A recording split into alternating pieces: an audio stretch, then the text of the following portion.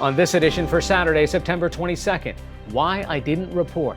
Thousands take to Twitter responding to the president about why they didn't report sexual assault. A new investigation of Puerto Rico's death toll after Hurricane Maria. And in our signature segment, is there a way to put the world-famous Parthenon marbles back together again? Next on PBS NewsHour Weekend. From the Tisch WNET studios at Lincoln Center in New York, Hari Srinivasan. Good evening and thanks for joining us. Christine Blasey Ford, the woman who is accusing Supreme Court nominee Brett Kavanaugh of sexual assault when they were both teenagers, says she is willing to testify before the Senate Judiciary Committee. This afternoon, Ford's attorneys accepted the Judiciary Committee's invitation, but said negotiations over the details need to continue. Yesterday, the committee's chair, Senator Chuck Grassley, extended the deadline for Ford to schedule her testimony until 2:30 this afternoon. He must decide whether to continue to negotiate her appearance or move ahead with the confirmation vote for Judge Kavanaugh on Monday. At a rally last night in Springfield, Missouri, President Trump continued his support for Kavanaugh. And I said, we have to fight for him, not worry about the other side. And by the way, women are for that more than anybody would understand. Hurricane Florence has killed at least 44 people now as the Carolinas brace for more hazardous flooding this weekend. Authorities say that although the rains have subsided, flooding is expected to continue as trillions of gallons of water that Florence dumped on the region move back out to sea. Emergency officials are also warning residents to avoid roads that may be damaged by hazardous debris. Forecasters say that some remaining showers and thunderstorms could loop back over the Carolinas early next week. The head of the Federal Emergency Management Agency, Brock Long, will reimburse the government for misusing work vehicles and will keep his job, according to the head of the Department of Homeland Security, Kirstjen Nielsen. An internal investigation found that Long used government vehicles for trips between his home in North Carolina and Washington, D.C., quote, without proper authorization. Long issued a statement acknowledging his mistake and said he accepts, quote, full responsibility. 4 gunmen fired on a military parade in Iran today, killing at least 25 people and wounding 60 others. The Islamic Republic news agency says that 2 of the attackers were killed and 2 others have been captured. Both the Islamic State and the Al-Awaz separatist group have claimed responsibility for the attack. Today's parade was one of many throughout the country to mark Sacred Defense Week that commemorates Iran's war with Iraq.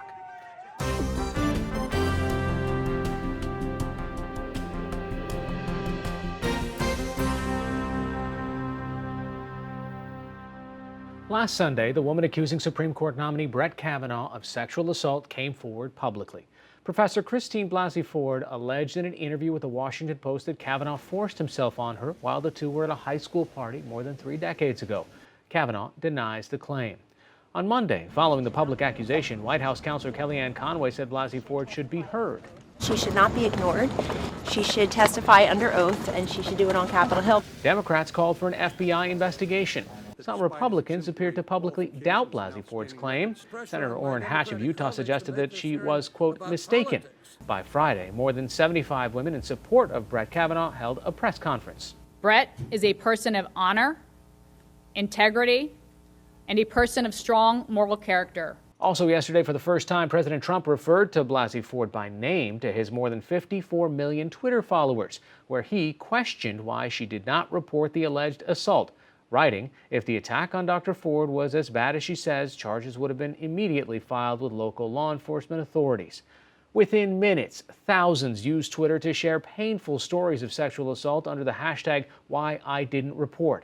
Marianne Kimmel wrote, because he was my father, because I thought it was normal, because when I did come forward at age 26 after 15 years, no one believed me.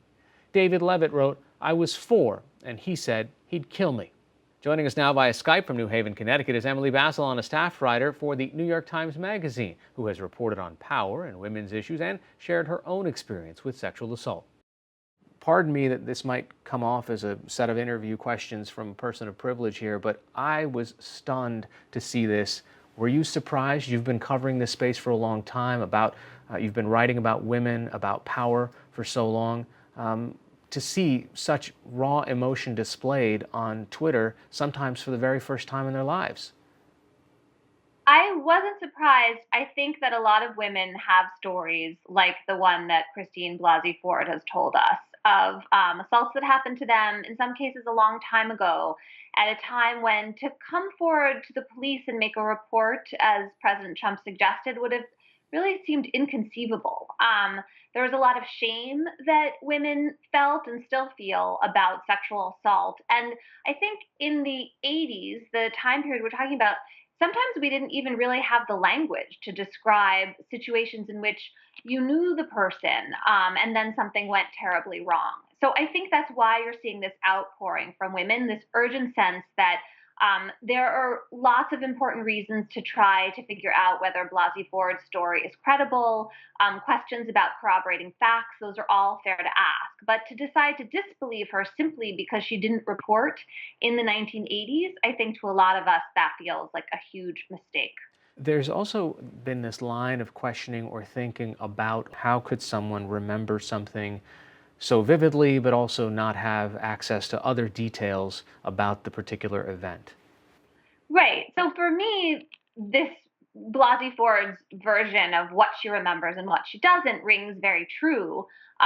Times of intense emotion, you remember what happened. You certainly remember the person who hurt you in a sexual assault. So I think we have this very vivid memory from her of what happened, but I think the surrounding details kind of faded over time because she was trying really hard not to think about them. Also, there was an article, an op-ed written in the Washington Post this week by a former first daughter of Nancy Reagan, Patty Davis, or I'm sorry, Nancy Reagan and Ronald Reagan, Patty Davis. She says, "Your memory snaps photos of the details that will haunt you forever, that will change your life and live under your skin. It blacks out other parts of the story that really don't matter much."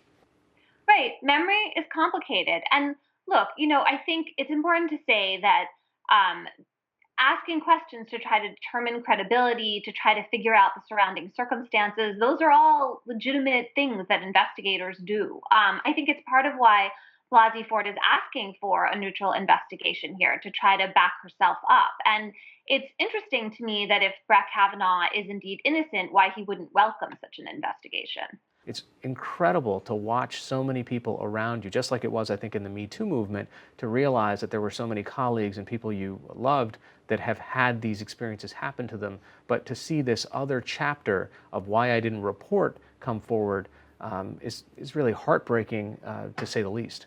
Right, but also perhaps a good that Blasey Ford has already done by giving women a reason to come forward and to try to reconfigure the way we think about sexual assault so that women don't have to feel shame and guilt about it. That would be a real tremendous benefit going forward. On the one hand, while we're talking about Kavanaugh, regardless of what the outcome there is, as you say and as you point out, the fact that this has empowered so many women to come forward about this, what do you think the net positive is of her taking the stand and speaking her truth to that committee? I think if she tells her story sympathetically and credibly, then a lot of people are going to have to really reckon with these accusations, with the kind of situation that produces them, and to really think about Brett Kavanaugh's character. We're not talking about whether to send Kavanaugh to jail or punish him in any way. We're talking about whether he deserves one of the greatest honors the country has to offer, life tenure on the Supreme Court. And so I think you can ask questions about whose burden of proof it is here and what we should do if there are really credible accusations. I think, though, it's really important to wait to listen to the testimony on both sides before we make up our minds. All right, Emily Bazelon joining us via Skype from New Haven. Thanks so much for joining us. Thanks for having me. For our full conversation with Emily Bazelon, go to our Facebook page at facebook.com/newshour.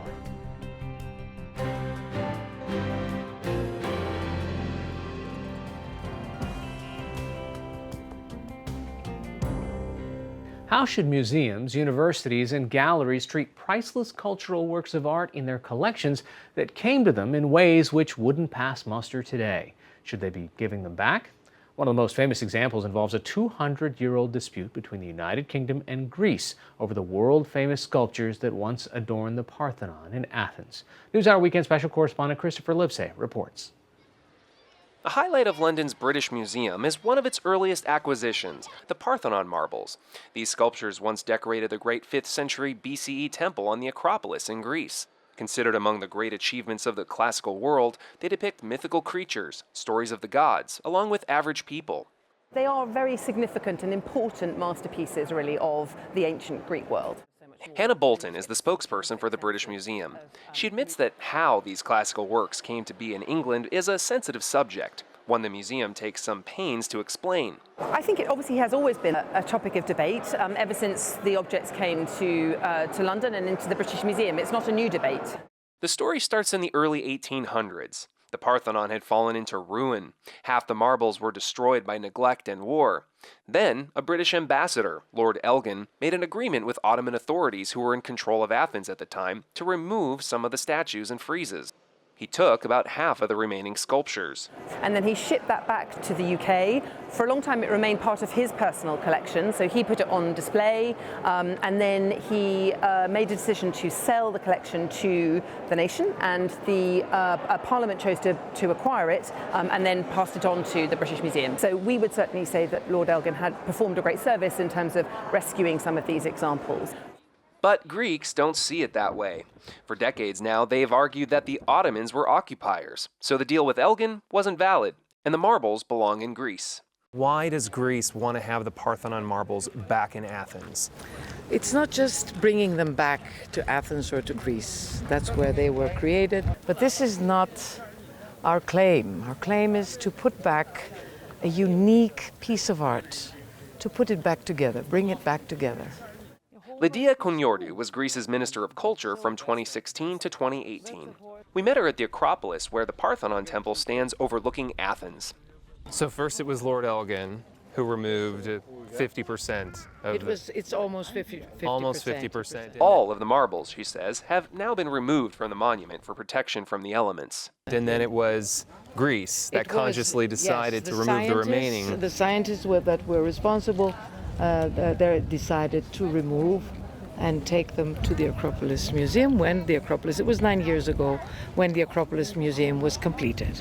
In fact, the new Acropolis Museum was built, in part, as a response to the British Museum's claim that Greece did not have a proper place to display the sculptures.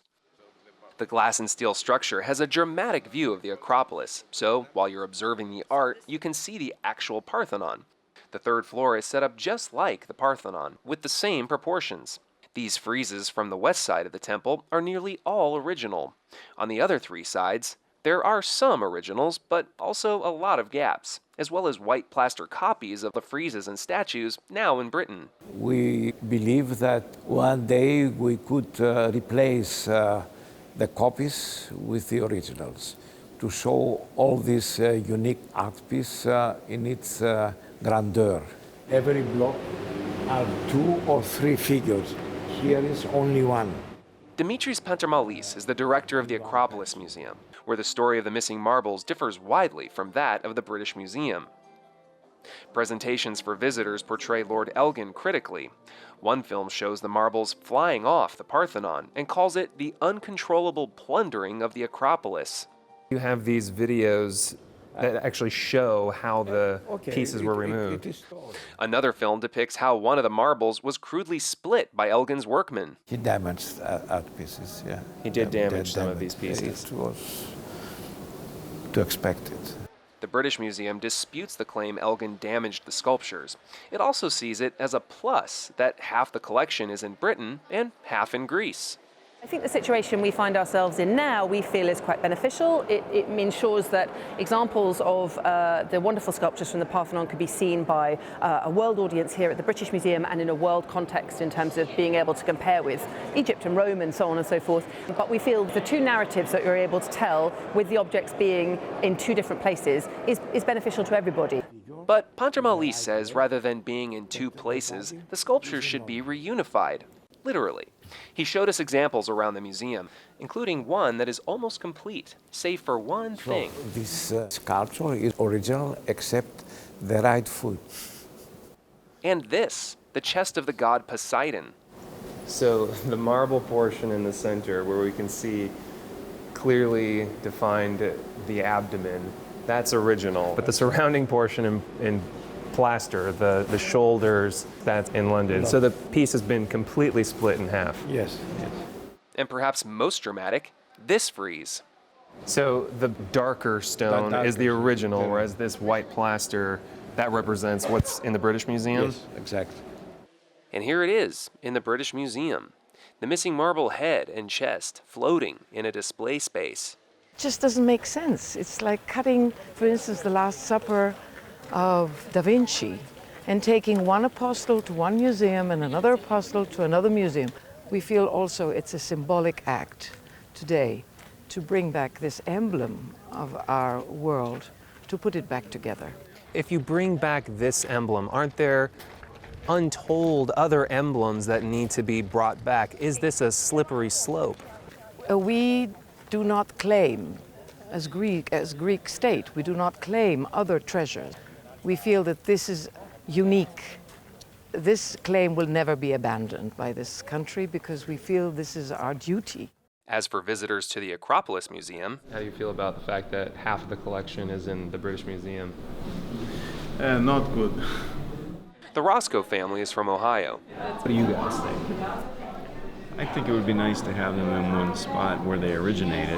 You're coming here to see the history of it, and so it would be nice to see the complete history rather than replicas. You've seen them in the British Museum. Yes. So what do you think about the fact that the collection is kind of split? Yeah, it's sad when you see this. I think this museum is a phenomenal place to display them, and it's beautiful. And the way it's been built, almost waiting to have them back. I think it's just interesting. As recently as May, the Greek president, Prokopis Pavlopoulos, told Prince Charles that he hoped the marbles would be returned. And the British opposition Labour leader Jeremy Corbyn has said he too is in favor of returning the marbles to Greece. But the British Museum's position is the marbles in its collection are legally theirs. They would, however, consider a loan. After all, the British Museum regularly loans pieces from its collection to other museums around the world. I think we would certainly see there being a great benefit in extending that lending and trying to find ways to collaborate with colleagues, not just in Greece but elsewhere in the world, to share the Parthenon sculptures that we have in our collection. But sharing the sculptures is not what the ancient Greeks who created them would have wanted, claims Pantermalis. They'll be very angry. The ancient Greeks would be very angry. Yes. Why?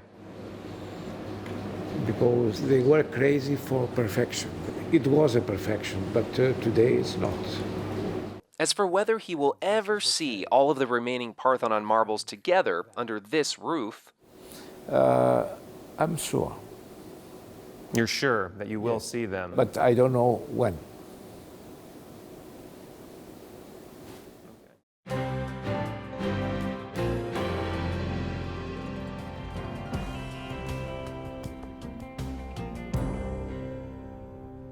It's been a year since Hurricane Maria left a path of devastation and destruction across the Caribbean and in Puerto Rico.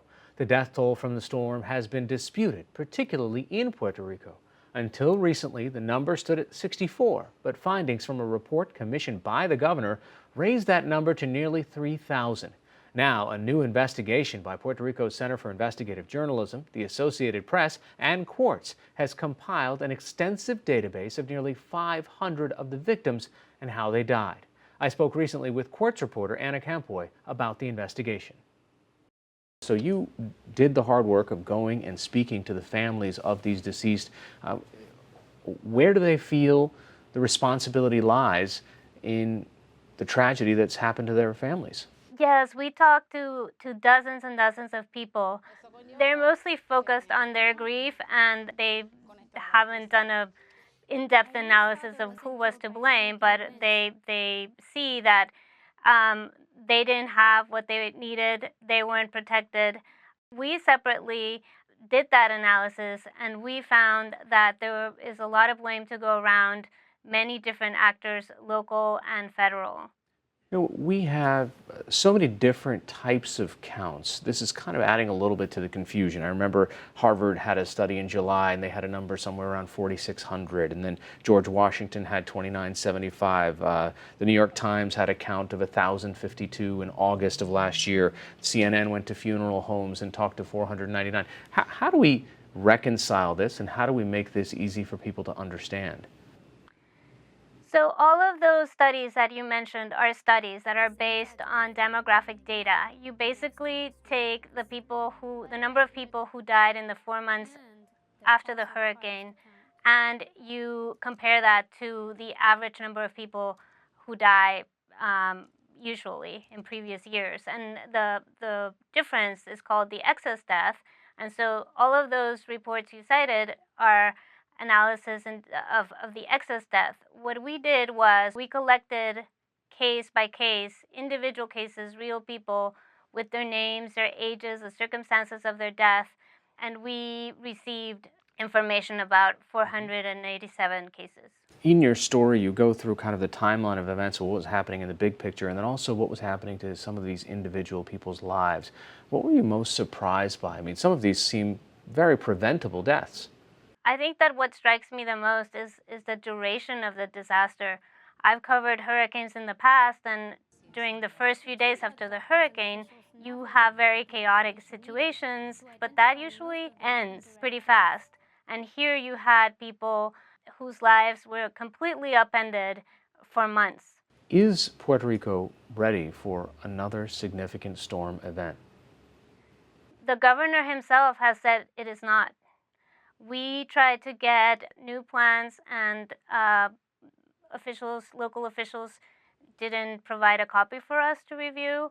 Separately, we talked to Statistics Institute. What we also learned is that statistics are so important in order to guide the response. What happened in Puerto Rico was that we didn't know how many people died in the beginning, and so people didn't know where to send help or how much help was needed. And so it also seems that Puerto Rico is not prepared to have a more accurate count the next time around, and we can expect that to affect the response again. All right, Anna Compoy of Quartz joining us from Dallas. Thanks so much. Thank you. This is PBS NewsHour Weekend, Saturday.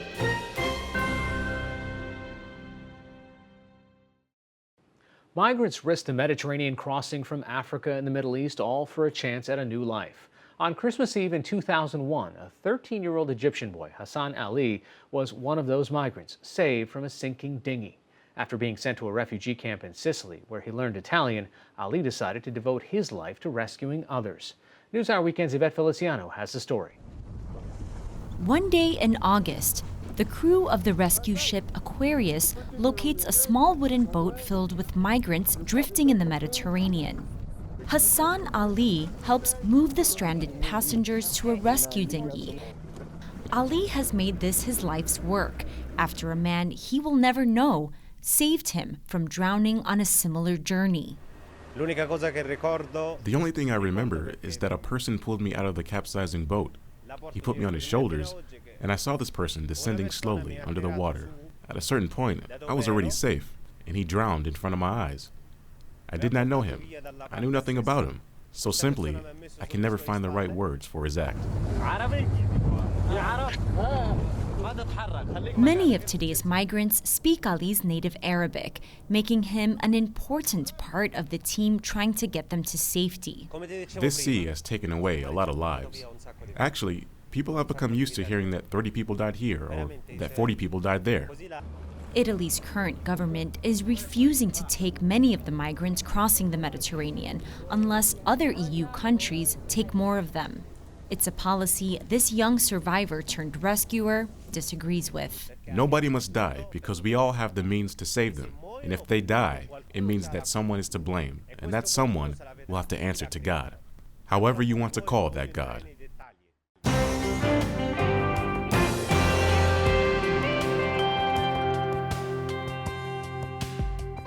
We'll have more tomorrow on the confirmation vote for Judge Brett Kavanaugh to the Supreme Court and whether or how his accuser will testify in front of the Senate Judiciary Committee. That's all for this edition of PBS NewsHour Weekend. I'm Hari Srinivasan. Thanks for watching. Have a good night.